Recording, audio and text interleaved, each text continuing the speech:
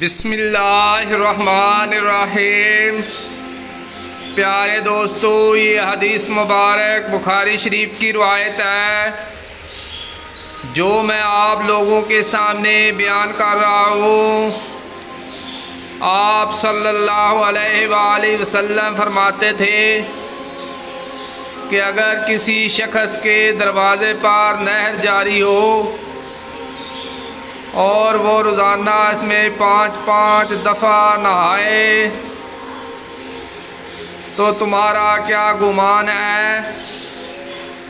क्या इसके बदन पर कुछ भी मैल बाकी रह सकता है? सहाबा ने अर्ज़ की, नहीं या रसूल अल्लाह, हरगिज़ नहीं। आप सल्लल्लाहु अलैहि वसल्लम ने फरमाया कि यही हाल पाँचों वक़्त की नमाज़ों का है कि अल्लाह पाक इनके ज़रिए से गुनाहों को मिटा देता है।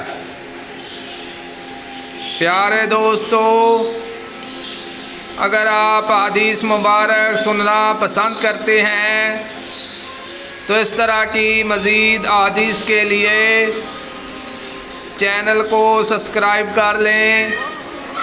बराए मेहरबानी वीडियो को लाइक भी करें। मिलते हैं एक नई हदीस के साथ।